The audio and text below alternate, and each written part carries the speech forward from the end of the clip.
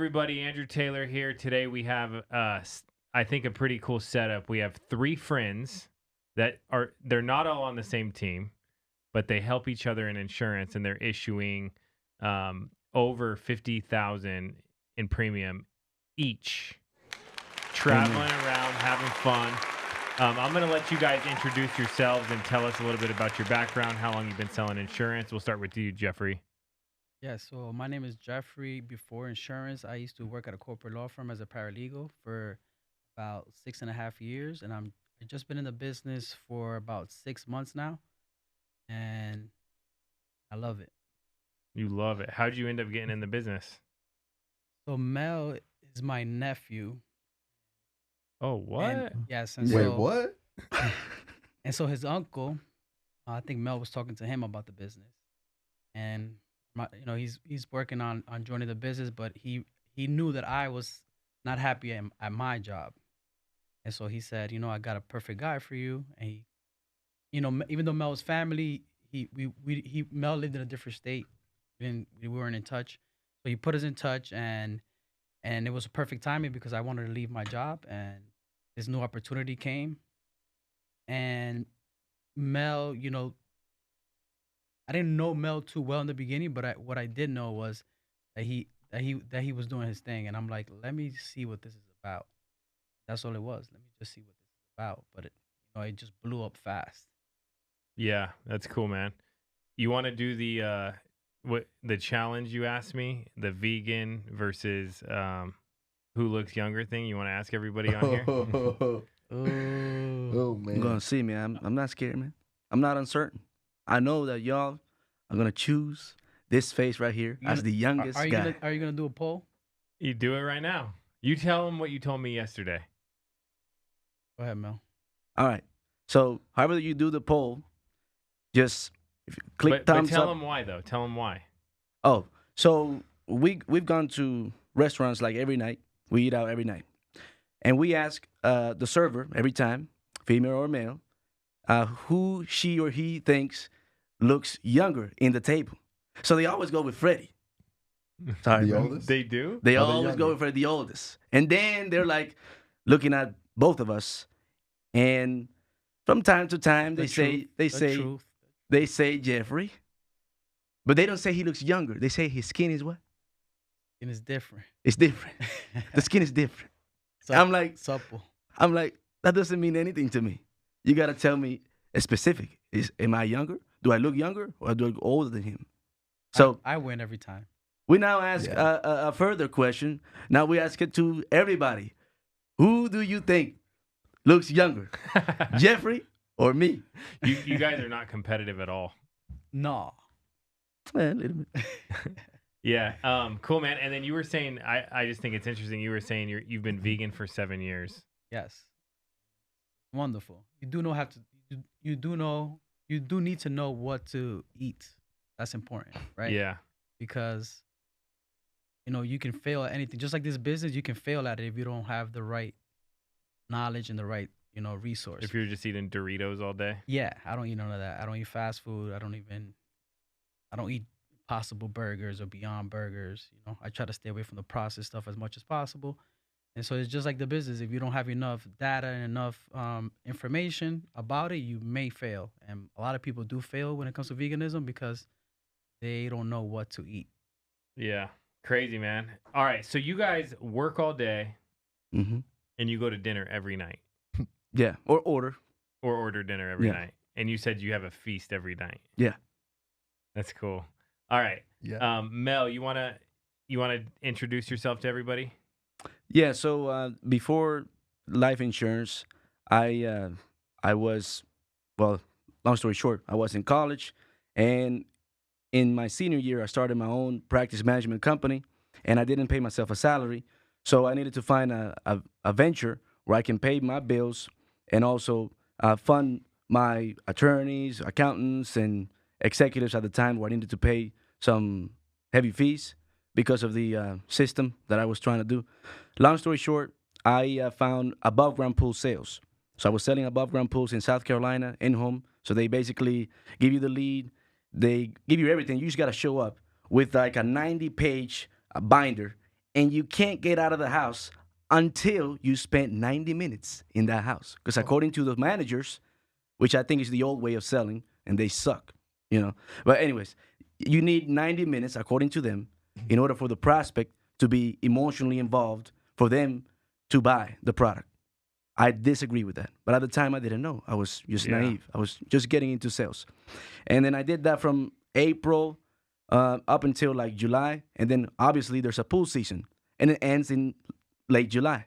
And you know how the phones hear you when you talk. I was talking to, I think, my mom about I want a new opportunity where I can add value to the community, be a leader in the team, and just go beyond.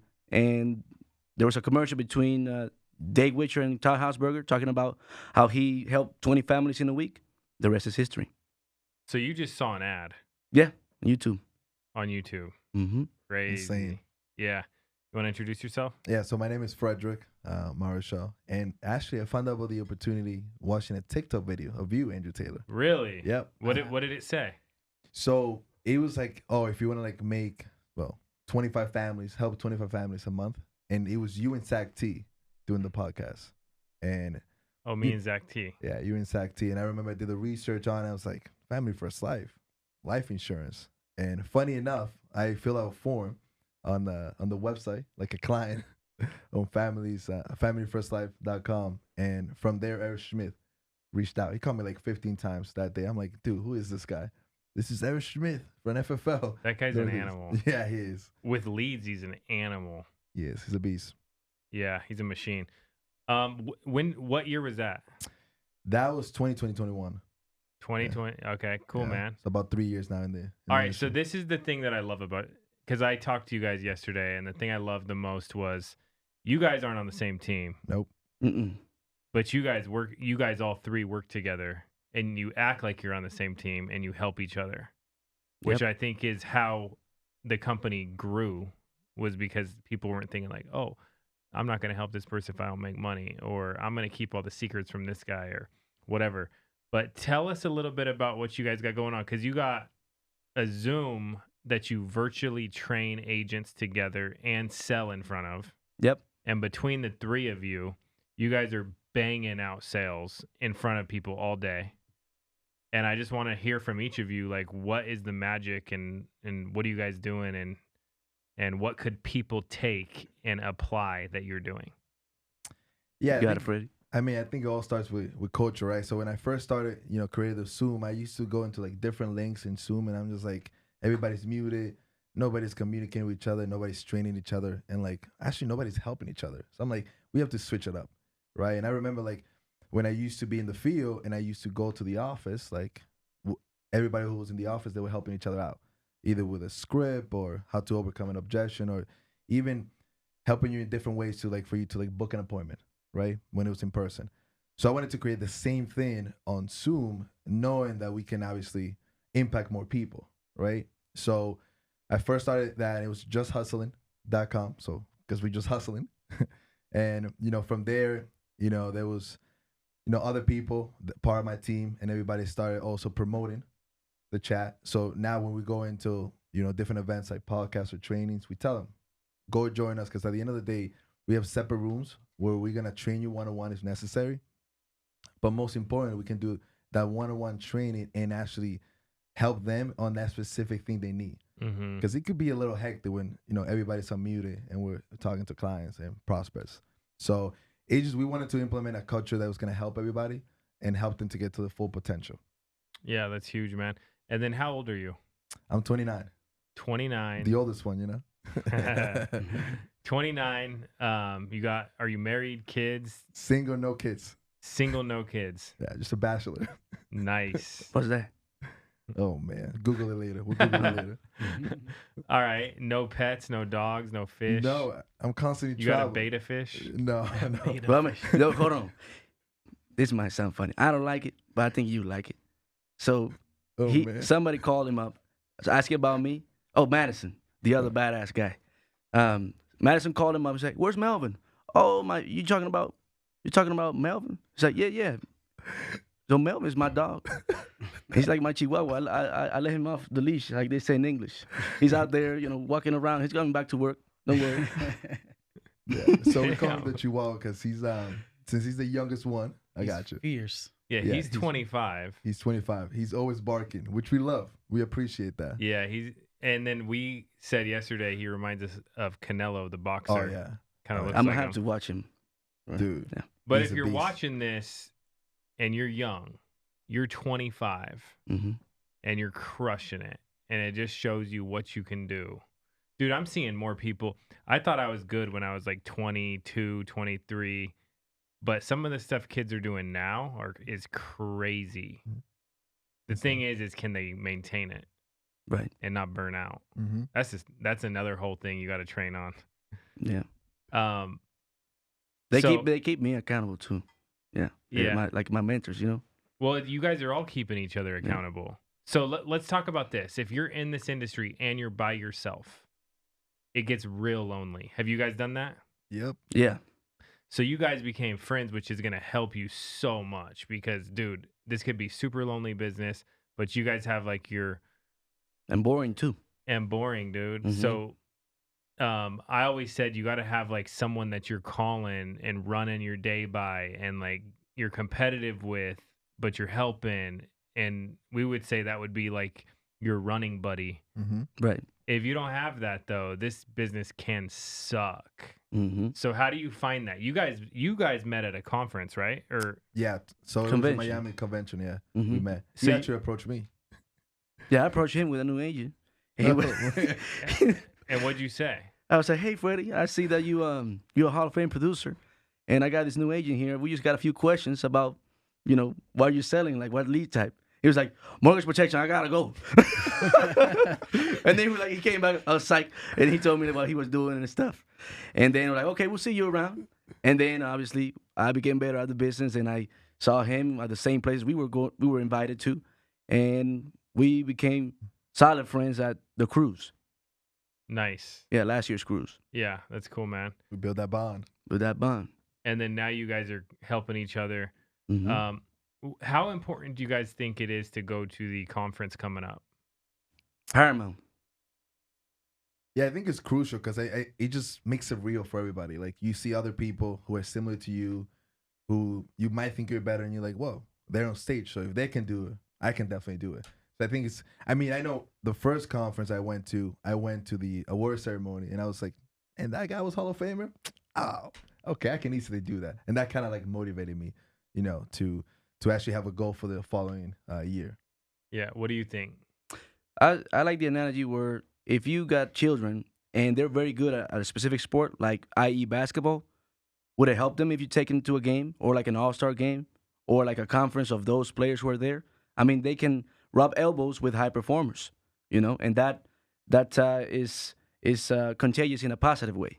So why not go to conference, rub elbows, or ask questions, ask deep questions to those who are making it.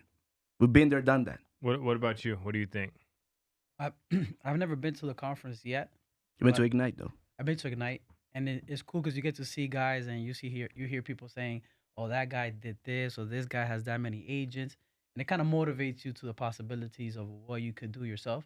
Because most people, they don't know like, no, you could go ahead and have 1,000 agents or under you, or even more. You see the guy that's doing it, you're like, shit, maybe I can do it too. No. Yeah. Dude, I remember. So I think I've gone to so I'm 35. My first conference was when I was 18. Bro, I've gone every year to multiple conferences, and at every stage I would hit like burnout kind of, Mm-hmm. and then I would kind of like redesign a new plan with a different perspective. So Right. it's helped me a ton, man. Like to where I probably wouldn't be here. Now, a lot of people have a ton of excuses on why they're not going to go. What do you guys have to say to that? Well, some excuses are real, other ones are not. But I think, like, honestly, you have to have those conversations with, like, your upline. Because, like, if your upline wants to see you win, he's going to make everything possible for you to show to conference and convention. And honestly, like, if they actually committed to the business, because you can't say wrong. Like, when I first started, I was committed to the business. You couldn't tell me otherwise. I was going to be in every single meeting, every single conference, and I was going to attend every single training because I wanted to be successful. Mm-hmm. So you first have to do that self-commitment yourself. Then after that, all those excuses are just BS, honestly. Yeah. Yeah, there's no such thing as a halftime high performer. You want to be successful, you want to make real money here, you have to be a high performer. And in order for you to be a high performer, you got to be around high performers, and they are at conference. Well, something a little bit different is, yeah, step one is getting to the conference, but you also have to go with intention because there's a lot Mm-hmm. of knowledge there. And a lot of time people, they don't remember everything, right? But you have to go there with the intention that you're going to hear some people say some things that may change everything for you. And so there's lessons to learn there. So take a notepad and jot things down and like you said, every time you went, you had a new game plan or Yeah. it refreshed you. It was reinvigorating, right? So it's an opportunity for you to grow. It's not just attend, is go there with the mindset that there are people there that are really successful and you have a lot to learn from them and they can help you. Yeah. That's huge. So if you're watching this, we want to see you there. Amen. Register, I think it's $100 to go. And then you got to get your airfare. I always say, like, though, whatever your excuse is should be a reason to go. So, like, Mm-hmm. if it's because you can't get, a dog sitter, you should go so you can get a good dog sitter. So you can afford it. So you can afford a good That's dog right. sitter. Whatever it is, though, make it a reason. And then it's uncomfortable and inconvenient. And I always, like, told myself, like, if I'm doing things that are uncomfortable, then I'm moving in the right direction. Right. So if you're watching this, let's get you to the next level and come join us at this event, which the guest speakers are insane and Mm-hmm. the speakers are insane and the Hall of Fame producers are insane. Dude, the people that have been coming in here and training have been talking about all kinds of stuff that I've been doing. Like the top producer have been coming in. I've been interviewing them.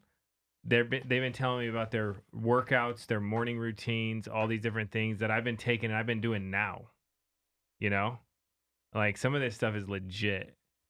So Sparkling water. You going vegan now? I'm not going vegan, but I am going to drink the sparkling water. Mhm. Yeah, I think I'm taking stuff from like every one of these things and doing it. All right, I want to talk about this, and I want to tell you guys this story.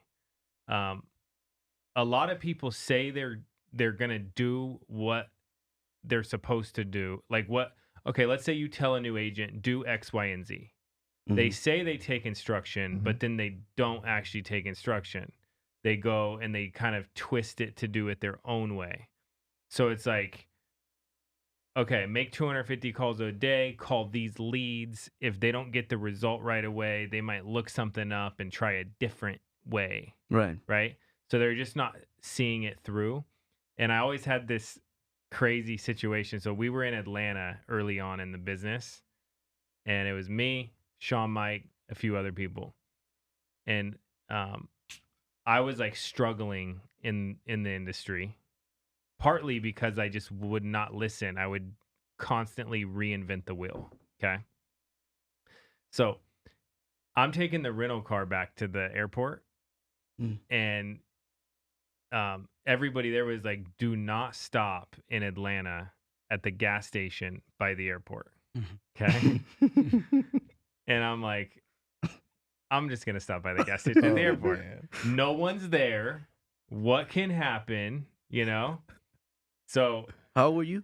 I'm like 24. Makes sense. Yeah, I'm like 24. So I go to the gas station at the airport. I get out. I'm getting ready to fill gas up because Mhm. I wanted to fill it up before I return the car because I didn't want to pay the prices at the what it would cost if I dropped off the car. Right. Right.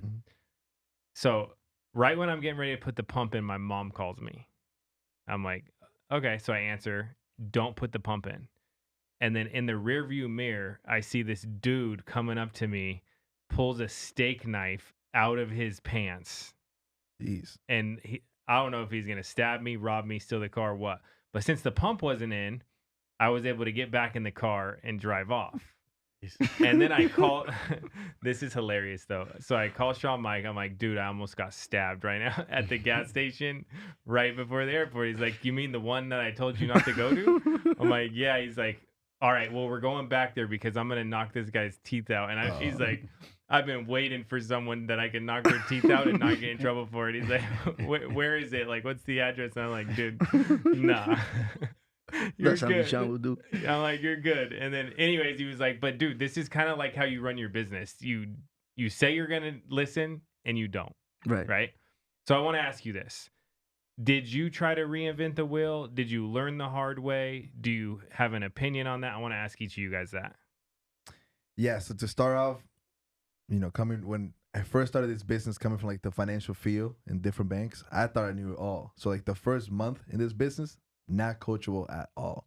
I was like, oh yeah, send me over the script, tell me what leads I have to buy, and then I'll go and do it. And like that's how it failed because like the first 2 weeks I made no money. I'm like, man, like what's going on? Like I'm making all this money from the bank, and now I come here and like I can't figure out. And it was that. And then I remember talking to Eric, and Eric goes like, yeah, what happened in the last in-home you were? I was like, nah, they told me they got to think about it. He's like, why you didn't call me? I was like, do I have to call you? He's like, you're new to the business. Yes, if you need some help. I'm like, no, I can figure out. And then I remember I struggled for another week, and then I was like, all right, moving forward, I'm just going to call you in-home. And that's when I started helping families, but most importantly, I was like coaching, and I learned the business, and I was able to now implement it to other agents as well. And it was just that. It was just that little trigger, understanding that I don't know it all, and I'm willing to learn to actually get better. That's good. So if you're watching this, it's okay to bug the person that brought you into the industry. Right. Because they're getting paid if you get paid. That's right. Right? So you can call them. Don't be scared to call them. And I always tell people this. The top producers on our team would call me so much that I would have like nightmares that they're calling. Oh, man. I'd be like, dude, this person calls me 24/7. Now, obviously, I want to help them, and I would help them, and then they wouldn't need you as much. Mm-hmm. It would be temporary, right? So Yeah. what about you, dude? It was temporary. So I called Todd every day for like 6 months straight, And since I come from a military background, when I don't know what I'm supposed to do, or I'm learning a new skill, or I'm supposed to do a task and I want to complete it properly, I'm very obedient, and I will do it whatever you tell me to do, and I will go like towards the gunfire and do whatever you tell me to do, and then obviously I'll improve from there. Yeah. Sweet. What about you? I was a little resistant in the beginning to follow the system. Mm. Well, Mel's system. And it was partly because I've never done sales before, and more also because I didn't understand exactly like I'm referring to the script. I didn't understand what the script was doing, and I thought I could do it. I could figure it out myself. But then when I took the time to understand the script and understand what it was doing at every step of the script, and that changed the game for me. And also, sometimes people they want to do their own thing their way, but that's not. Sometimes, like let's say for a kid, if you're learning how to draw, your mom will take you to an art school and they'll teach you the techniques, and then you could develop your own style and do whatever you want once you know the fundamentals. Yeah. So that was my thing. Like I needed to first just just do what works, and then you could go ahead. Like now, I do kind of like deviate and do my own thing. But in the beginning, just listen to the guys that are doing it. Was it hard listening to him since he was way younger? No, not Way that. No, younger. I still look up to him, even though he's younger than me, and he looks up to me in other things. But it was never about that. It was more about all my life. I had to figure things out for myself, and I thought this was just like that too. Yeah. I thought this is one of those things. It was where I don't know what's happening. I have to figure this out for myself. But it wasn't that. I had the right tools. I had the right team. I just needed to believe in the process. Yeah. What's crazy is you got recruited by social media. Mm-hmm. You got recruited by social media. Well, YouTube, which I would Social media. Social media. I would count that. You recruited him, but there's people watching this now that are like, could I do this? Should I do this? They're scared. They see a bunch of negative stuff online. What do you guys say about that? Like, I'm getting ready to get in. I see a bunch of negative stuff online, and then I call you and I'm like, I don't know, man. I saw some negative stuff online. I don't know if this is for me. Yeah, I think it all depends, right? Like if, let's say Mel was recruiting me, and like I saw some bad reviews about whatever the company, I'm trusting Mel though. I don't care about the company. Like if Mel is making it, and I already know him well enough, and like he's my warm market. Like I'm like, well, if you made it in the business, I know you being honest with me and you having the real conversation. I'm gonna trust you that this actually works. I'm not gonna trust those other people because I mean potentially those individuals didn't make it in the business because of things like we just talked about. Mhm. They weren't coachable, they didn't have the discipline, and they didn't show up every day and actually worked, right? So now they just want to kill that opportunity for the other person who actually has those, skill set to actually be successful in this business. Amen. I agree. What do you what do you say to him?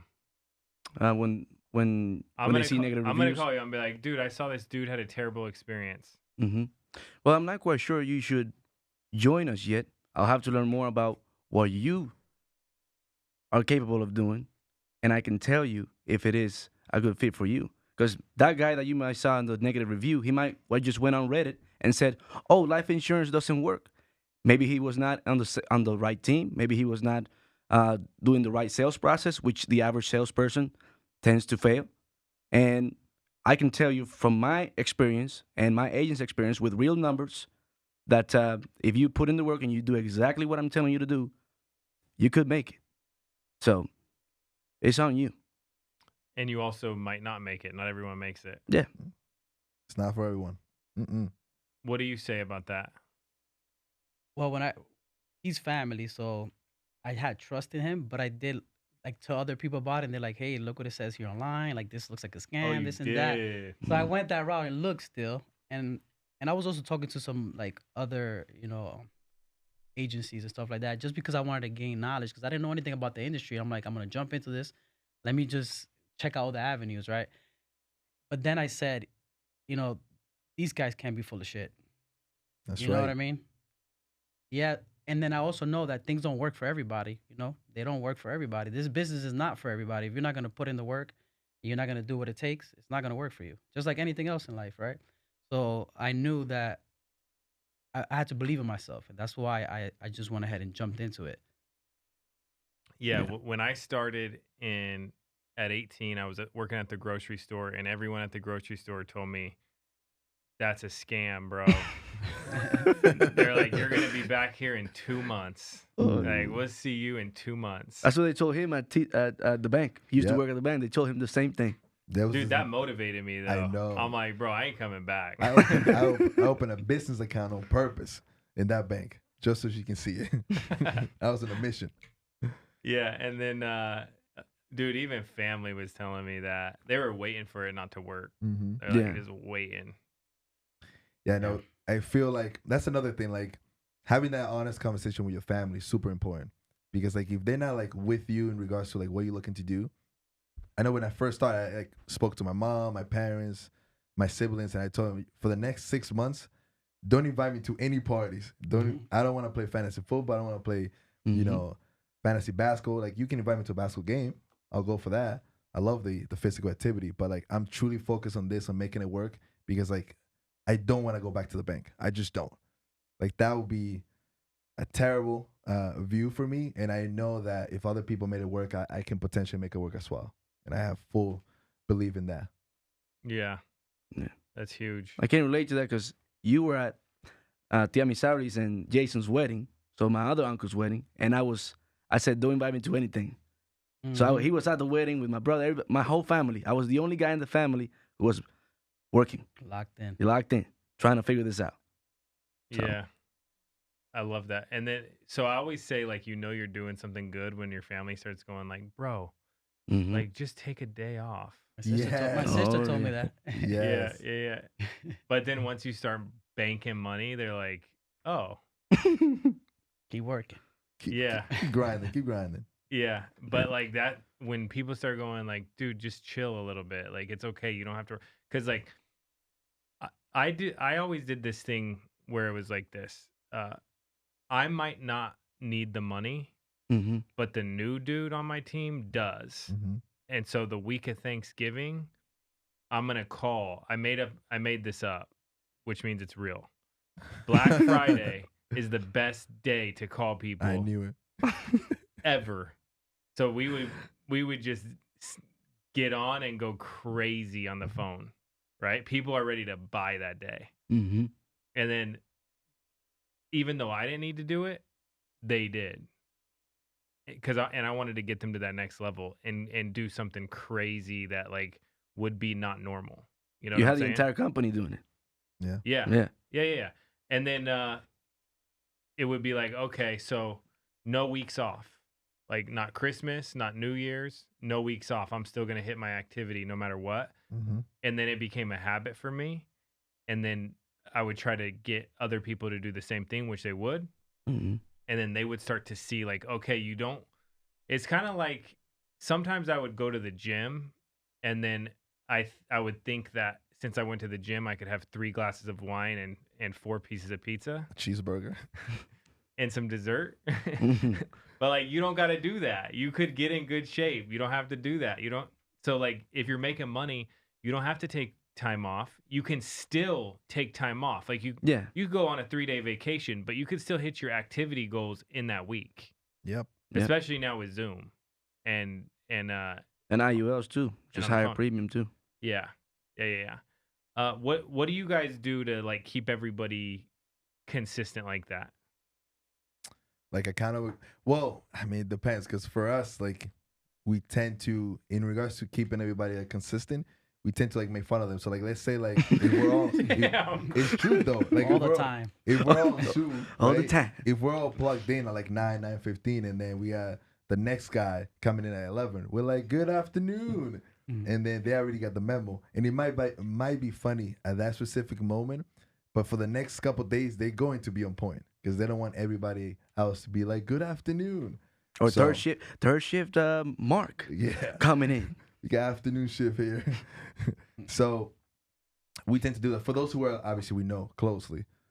For other individuals, they just So see these it. are people you can mess with. Oh yeah. Yeah. Not everybody. For the other people, they just see how consistent we are, right? They see, the numbers we're putting, and they just see that, based on the discipline we have and that commitment to a schedule, that they just have to follow if they want to get to that next level. So Yeah. it works both ways. What's like the downest you've been in this business? Have you had like what's the worst? The worst, man. So 2 years ago, I almost like potentially went out of the business because it was in the month of December. I had probably my biggest chargeback month in the business because I was new. I was learning the skill of Mhm. selling, right? And I also had an agent who left me some debt behind for the same company, so I was Okay. down bad. And at the same time, I still, with the little money I had, I needed to buy leads because I just understood like I needed new clients and go in the field and continue with my same schedule, understanding that sooner or later all was gonna work out. But that was like a grind for probably, I'll say, 2 to 4 weeks of me like just trying to break even and get to that specific point where I'm actually profitable. And what'd you do to get out of that situation? Just didn't stop working. Like you said, like even I knew the holiday was coming in, and if they were gonna be available at home for me to like show and do in-person appointments, I was just doing telesales. I remember even driving to a lot of like the clients' houses or prospects, and like in the driveway dialing all the leads just because they no-show me. Like it was just a complete grind. I was just no excuses because I already had anxiety of that debt that I had to pay. So I couldn't give up at that moment. We had to make it through. Do you do anything to like get yourself out of a funk? Like read, work out? What do you do? Yeah, so typically, yeah. So the working out is super important for me, but also spiritually, just praying and meditating for 10 minutes, like when I first wake up. But for me, it's the working out, understanding that, when I went to the field or when I got to the phone or Zoom, I wanted to make sure I was mentally clear and I didn't have any like, bad blood. That way I was actually my best in regards And to do you speaking. drink coffee? I don't know. So none of you guys drink coffee. No. That's Hell weird, no. dude. Yeah. You just got the natural energy, So you meditate, pray for 10 minutes Mhm. right when you wake up every day. Yeah. Meditation is like key for me.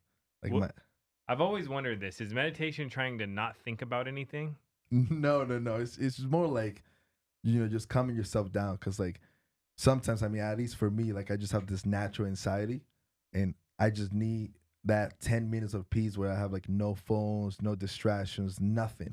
And it's just me, and basically just me, myself, and not having that conversation with myself and kind of figuring things out. That's dope. Yeah. I love that. There's this app that I downloaded called Opal, Opal, okay. and because I'm trying to be more present with my kids, Mm-hmm. because like I've been like a workaholic, check my emails, like dude, I have no unread emails basically ever Oh because I my answer God. them right away, and then I call the person right away, and then I handle it right away, right? So when I get home, sometimes I'll be like thinking about work, thinking about other stuff, and I won't be present with my kids. And then like sometimes I catch myself on social media Mm-hmm. with my kids right there though. Mhm. And then I'm like, okay, so I downloaded this app. Dude, this thing was crazy. So it downloads your screen time. And it said like, okay, if you at your current pace, you're going to be on your phone for if you live to like 77, Oh man. you're going to be on your phone for like 27 years of your life, Oh my God. Damn. right? Puts things into perspective. Yeah, I'm like, oh shoot, dude. So I put all these blockers on here, and that's what the app does. It'll block how much time you could spend on social media. It'll block. Now you can do it like a way where you can unblock it, hmm or you can do it a way where you can't unblock it. Like it will not let you, which I think is pretty sick For a certain time. So like for a you. certain time. So Okay. like I blocked mine in the morning. Okay. That way I Mhm. could get my workout in. I could do whatever I need to do in the morning. Um, chill with the kids before they go to school, and then it unlocks, Okay. and I go to work. All my emails come in. All my stuff comes in. Got it. I don't know, but I just thought about that because you were saying that, What happened if Sean Mike calls? Yeah, that's what I was thinking right now. bro. I need to put a. Well, Sean Mike calls at 5, somewhere between 4 and 5 in the morning, and it's not blocked then. Okay. Okay. Okay. I was gonna say that's trouble right there. hilarious. Yeah, that's good. Oh, man. What about you, dude? Morning routine, get your mind right, get you through stressful times. The What do you vegan do? boy. I'm not vegan, half vegan. Morning routine. I pray. I ask for forgiveness. Then I'm grateful for everything I have, and then I just tell God, please continue to bless me in every aspect of my life, especially in the projects that I have in hand and the people around me. Amen. That's it. Dope. And then I dude. visualize the day, how I want the day to go out. And most of the time it works. You know, and when it doesn't work, I know it's gonna work the next time. So my morning routine is probably around 15 minutes. Yeah, Yeah. let's talk about Dave Witchard for a sec. Oof. Yeah. Okay. So Dave Witchard he helped you in this industry, right? Yeah. And you were saying he picked you up every day. What time in the morning? Around 5:15. 5 a.m. every day, took you to Before he got injured. Then after he got injured, it's at 5:45. He's like, thank God. he took you every day Yeah. to the gym and then to work. Yeah.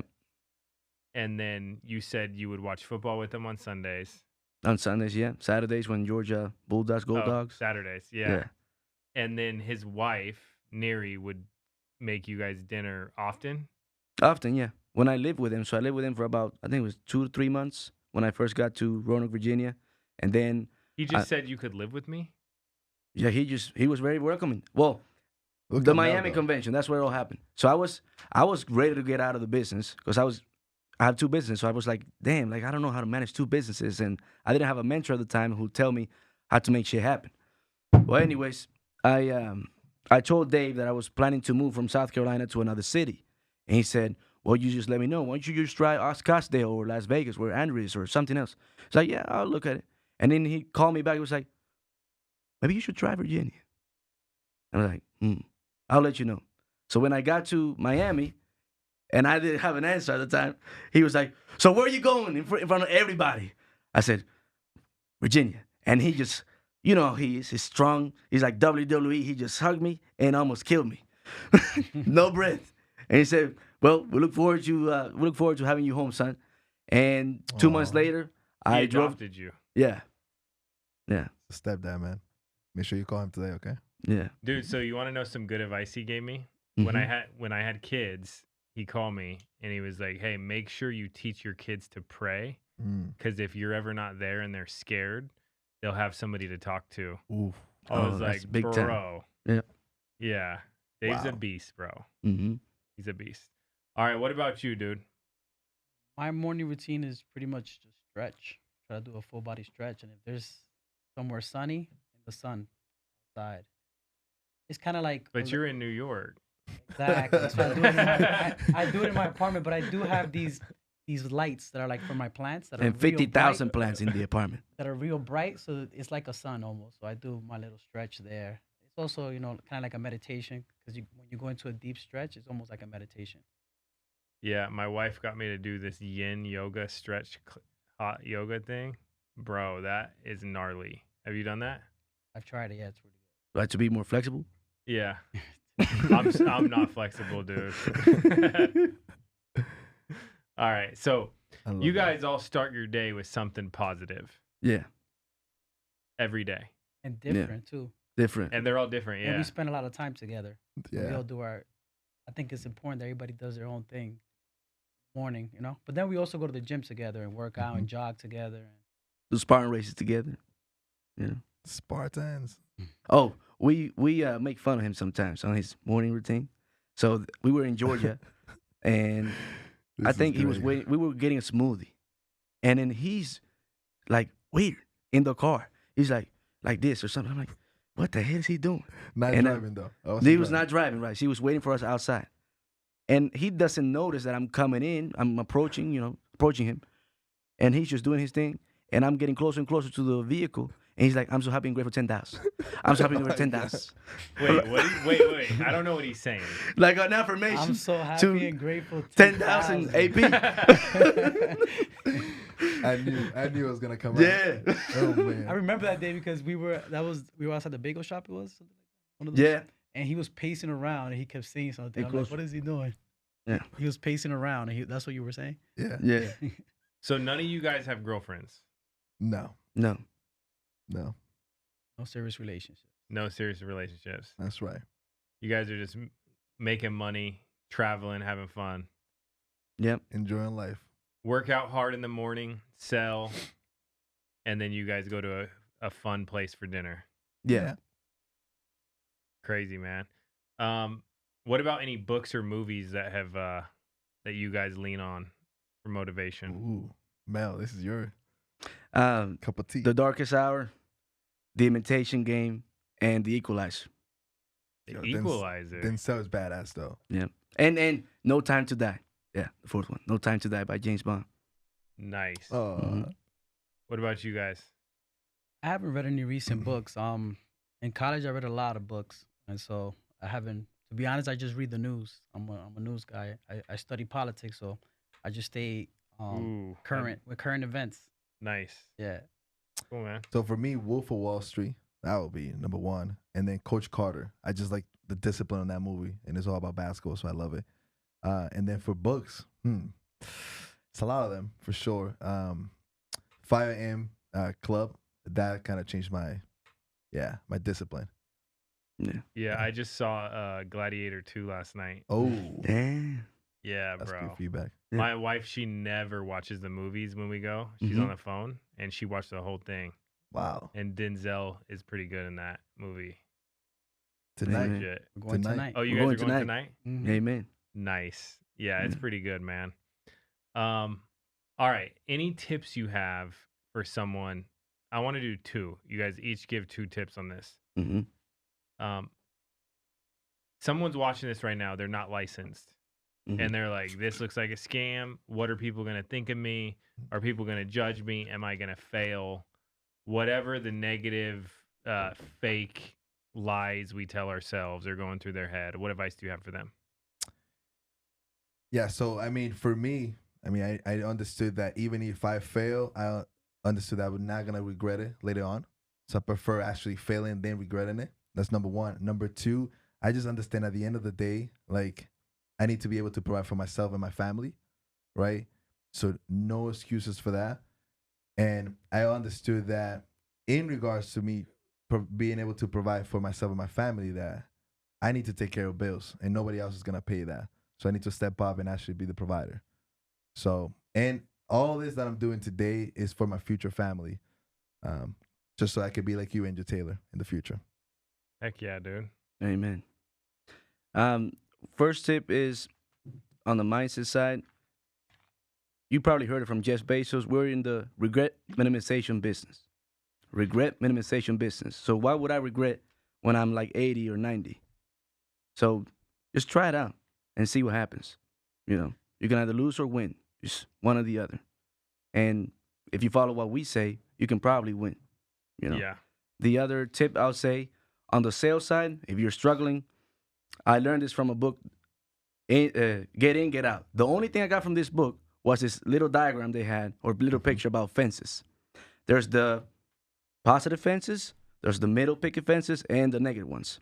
So when you get on the phone and you're dialing, you're gonna get laydowns or people who whatever you say, they're gonna buy anyways. So those are the positive ones. Then you got the ones that whatever you say they're not gonna buy. Mm-hmm. The middle picket fence is the ones that have a trouble with decision making. So with your sales skills, as you get better, you will get more of the middle people to the other side, the positive side, and you make more money. So you're making like, 20,000 or you're helping 20 families a month. As you get better, and we can train on this later, but as you get better with the middle picket fences, you will become that top producer that you always wanted to be. You'll be that 40 families a month, 50, 100 or whatever with that sales skill. So a combination of sales skills and numbers game is the key. That's huge. What about you? Number one tip I would say is don't be afraid of change. That's like the hardest thing. We get too comfortable. And for me personally, I was tired of being a worker. I had a good job. I made okay money. I had a really nice lifestyle, but I was tired of being a worker. And I'm like, I'm surrounded by successful people. I worked at a corporate law firm, but I'm like, when am I going to make something? When am I going to build something for myself? When am I going to do something that tomorrow I can potentially sell it or I can do something instead of walking away from a job and maybe just getting, they give you now a pension. They don't even do pensions anymore. So it's like, don't be afraid of change and bet all in on yourself. People rather spend money on items when you should put that money into yourself and into building a business. Amen. Amen. You guys buy anything crazy? Nah. Well, he says I buy everything. You do buy everything. I get sold on Instagram It's quick. the positive fence. Oh, you buy all the Instagram stuff. Yeah, like there was this commercial about this nose thing, this nose strip. Yeah. Mhm. And it's like, oh damn, you can breathe better with that. Who was doing it? Who's doing the commercial? Some It's your boy. Elliot. So he was doing the commercial, and I was like, well, he looks like he's breathing good. Let me order that. Yeah. And I order it, and it works. It So does. he says I buy stuff, whatever, but I buy useful stuff. On That's Instagram. cool. You should try it. I You'll will. like it. I will try it. He'll send you the link. Yeah. That's cool. All right. So you guys are also all from the Dominican, Public. Yep. That's right. and you guys just happen to become friends and all be from. You guys all grew up there, or? Yeah. Well, we grew up there. Well, nah. I was there until 16. He was there Yeah. until what? like 11. Yeah. 11. So What about You were born in. I was born in New York, Nice. but I went to live Dominican Republic from the age of 2 to 4, and that really had a big impact on me.